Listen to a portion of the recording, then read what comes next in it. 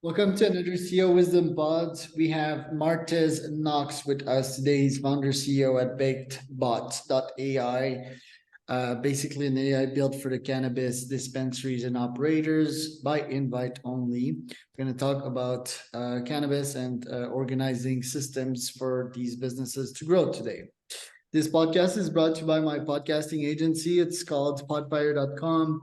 You go to the website, you will see that we help you start, scale, and monetize podcasts. A bunch of people start pods but give up on them because they just don't yield any returns. I helped you put a capitalist back in at the back of your pod so that you can keep on doing your ikigai, that is having fun, interviewing people, learning from them, and building your network and your net worth at the same time. So podfire.com for that. Martez, welcome to the pod. Tell me a bit more about yourself and about BakedBot. Absolutely. Glad to be here and thank you for inviting me. Martez Knox, CEO of BakedBot.ai, a machine learning and AI company that helps dispensaries Netflixify their websites by delivering personalized cannabis recommendations. I myself have a background in marketing, lead generation.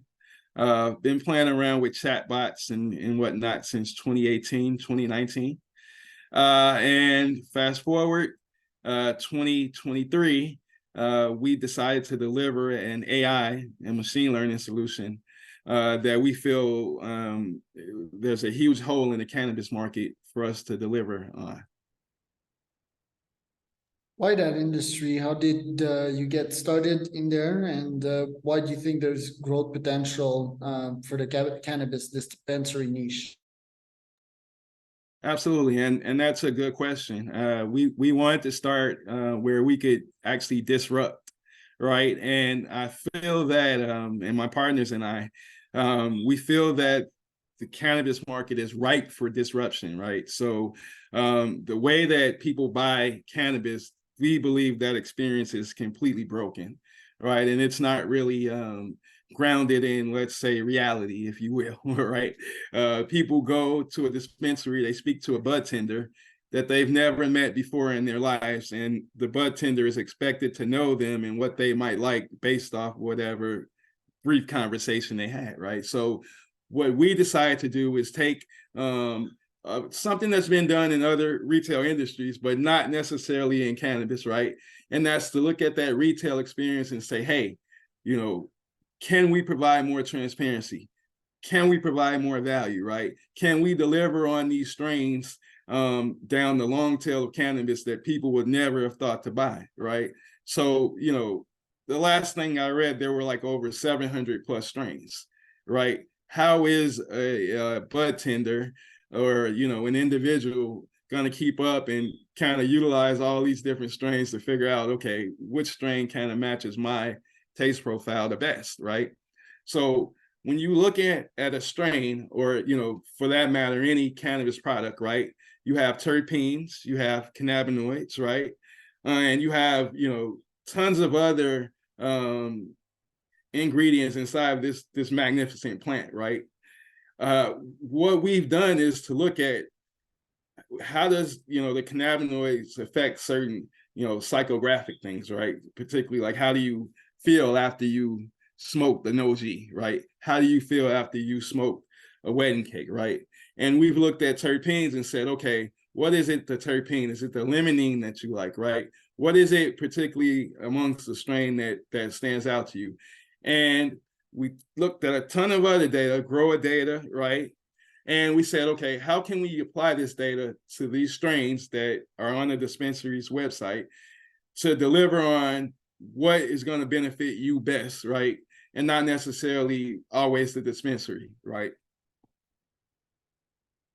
Nice. And it seems that the field seems saturated, though not a lot of people are making money in the cannabis industries, and some winners are taking out, for example, Berners Cookies.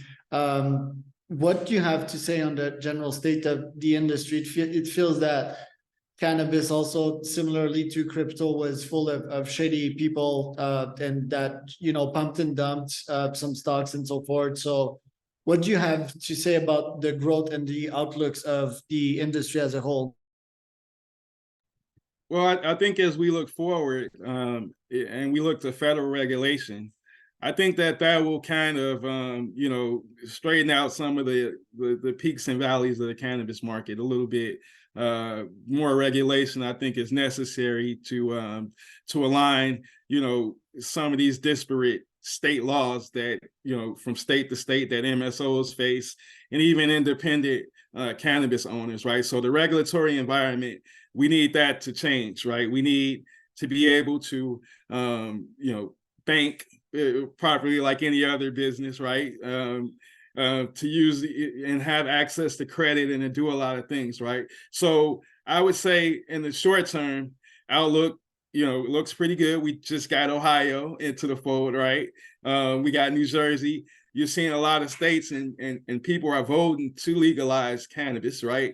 What's happening though is you have a patchwork of different laws from state to state, and this affects everything from social equity to the individuals that get into cannabis, right, all the way to the multi-state operators, right? So the devil is always in the details, but we need the federal government to absolutely come in and regulate, right? And this is rare because I'm kind of a free market guy, right? I don't want government doing much more than what they have to do, but this patchwork of laws has been detrimental, right? If you take somewhere like California, where the underground market is just flourishing right now, right? Or places like New York, where you could just almost walk into a bodega. This is really affecting legitimate entrepreneurs, right? And it's at their peril. Now, there's nothing to say that if somehow all of those folks were to go away, that those folks would somehow walk into a dispensary, right? We need to look at the taxation on our products, right? And again, that varies from state to state. In a state like Illinois, where I'm at, the taxes are through the roof, right? For an eighth, you might pay 70, $75, right? Whereas you go right next door to Detroit and you might pay $15, right? So these disparate regulations, they hurt everybody, right? At the end of the day, because the underground market is going to flourish completely until we can bring the legal side of things kind of more in line with things, to where the value proposition changes from, okay, I'm going to go to my local dealer. Instead, I'll go to the local dispensary because, hey, the price parity is there, right? Number one, because we look out at economics first, right? And then everything else kind of flows beyond that, right? So we need price parity there. Right. And about Baked Bot, what do you folks do precisely with AI? And who do you target, and how do you target these dispensaries? Is it like through cold email, through LinkedIn? What do you do? Who do you target, and how do you target them? Absolutely. So BakeBot, AI machine learning tool that helps dispensaries deliver on the promise of personalized strains for their customers, right? So that's at our core. Our aim is to deliver a product that the customer will love, right? We're currently targeting dispensary owners, cannabis operators, and other brand owners. We use LinkedIn primarily for, probably 90% of our lead generation work. We do have, some automation tools that my virtual assistant kind of uses to help make that process a little bit easier. We're thinking about experimenting with some cold email. I've had, run some cold email campaigns before, but right now LinkedIn is our primary channel. Interesting. So LinkedIn outreach mostly. Do you find that these business owners hang out a lot on LinkedIn, or do they mostly hang out on Instagram, let's say? Absolutely, they hang out on LinkedIn. The cannabis community, and one of the reasons we decided to attack this community is small, right? Relatively speaking, right? It's almost like one big family, as it were. So they're hanging out on LinkedIn, they're posting on LinkedIn, they're active, super active. On the other platforms, you mostly see, brands, their actual brands there, which is not always easy to ascertain who you would need to speak to. Right? You might be speaking to an intern, you might be speaking to a budtender if you're on, Instagram and whatnot. So using LinkedIn and LinkedIn Premium specifically, it allows us to cut through a lot of that noise and just go right to the decision makers in a lot of these cases. And our tool has value, right? So, using our tool, retailers see 25% plus increase in per transaction checkout, right? So this is huge, right? The average dispensary is doing like 2 million a year. We're talking about an extra 400K here, right? So this is, it's worthwhile for us to reach out to them directly on LinkedIn, needless to say. Right, and explain the different solutions you have, because programmatic ad, I mean, that's easy, right? It's like ads that are personalized. AI marketing dashboard, that one's somewhat obvious. The AI budtender to convert, what is that one exactly? It's the articles that you make on the website and the call to actions, or the e-commerce part? Like, what is it exactly? So what we offer is what I like to call a full funnel tool, right? And we help dispensaries at every part of the funnel. So attract, as you know, this is the programmatic ads, right? And our marketing dashboard allows those dispensaries to nurture those new customers and what have you, right? With emails and social media campaigns and whatnot. And the conversion portion, that's our AI budtender, and that's where we aim to deliver the exact strain, right, at the right time that this consumer is looking for, right? So essentially, it's an AI budtender that looks at different strains. It looks at the makeup, the genetic profile of those strains, right? It looks at, without giving too much of our secret sauce away, right? We look at the dispensary. We look at how long it's been on the shelf, right? So if this is a strain that's been on the shelf for 90 days, obviously it's not going to be as potent as something that's been on the shelf for less than 30 days, right?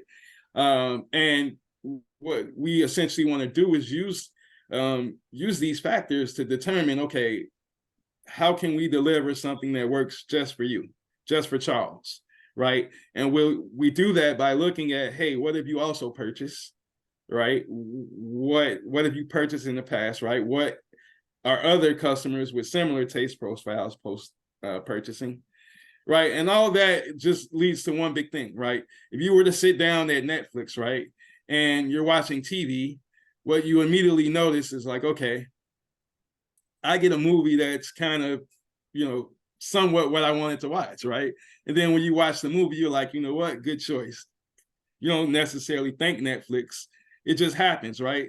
And that's how we want to approach cannabis, right? We want it to be it just feels like, you know what, this should have always been here, right? We should have always had somebody else that was able to know exactly what kind of strain, profiles that I really like. But do they upload their own strains and what they have in inventory, or do you give them a full array of what they don't have? Clarify that, please. Yeah, absolutely. So BakeBot syncs with their menu, right? And then their inventory. So it will only show things that are in their inventory, number one. But yeah, essentially it syncs with whoever their menu provider. So in some cases, that's like Dispense or, Leafly or whoever. We sync and keep the products in line. Interesting. The AI, like, I mean, I've seen terpenoids in there, but is it like as simple as checking the recommendation of CBD vs THC, the taste? Like, what components do you evaluate to give recommendations? Yeah, and that's a great question. So when you're looking at a flower, right, there are several things that make up whether or not you'll like the flower, right? Number one, and most obvious, is probably smell, right? So if you smell it, immediately your brain is like, oh, right, if it smells great, right? Taste, right, which you won't know until after you combust it or after you vape it or whatever you do with it, right? How it makes you feel after you smoke it, right? am I couch locky, tired? Am I excited, ready to work? Am I just relaxing? What is it? What does it do, right? How does it make you feel afterwards, right? So we look at all that, right? And we take, a few other, things into account as well. And we say, okay, Charles wants to, be, up right now. He has a project that he wants to work on. So an indica probably is not going to work for Charles, right? Right. But we take that a step further, right? And we know that, okay, at 6 o'clock every Friday when you get off, you go into the dispensary to pick up a sativa, right? We know that because we have your purchase history, based on what you bought from the dispensary, right? And we're able to say, okay, at 7 o'clock or 6 o'clock, you get a push notification, right? Or maybe you get a text and it's like, hey, we thought you might be interested in this particular strain. But you may have not, you probably weren't even thinking about the strain, right? Necessarily, right? And doing this, we're able to go down the long tail of cannabis, right? Because as we said, there's like 700 plus strains, right? So we have a tremendous variety of strains to choose from to say, okay, this will help. Now, there are 700 plus strains, but the average dispensary has about 200 or so, right? So this is a cakewalk to be able to deliver, that strain spot on and, keep the customer satisfaction high. What are the next steps for you? What do you have on your to-do list for 2024? What are your top 3 goals? Yeah, absolutely. Good question. Looking ahead, our goal is to keep building out the product, iterating, a lot quicker, right? But mainly building out our profit centers, around the programmatic ads, right? And around, our AI budtenders, and just keep delivering on that promise. 24, I want to do more meditation on a personal level. Spend more time with my family, hopefully get to travel a little bit more. Still kind of having a COVID hangover, as it were. So definitely want to get out and do some traveling, hopefully get back to Puerto Rico, some different stuff. Love it, dude. And where can people find out more about you? Absolutely. Contact me on LinkedIn, Martez Knox, or you can reach out at bakebot.ai. Feel free to hit the contact us, and I'm available. Door is always open. You can always email as well. Team, TEAM at bakebot.ai. I'm open for requests, potential partnerships, questions, or you want to learn more about AI or what it is I do or what my company does. By all means, reach out. And I'm Charles Cormier, founder of CEO Wisdom Podcast.com. That was another pod with Martez Knox.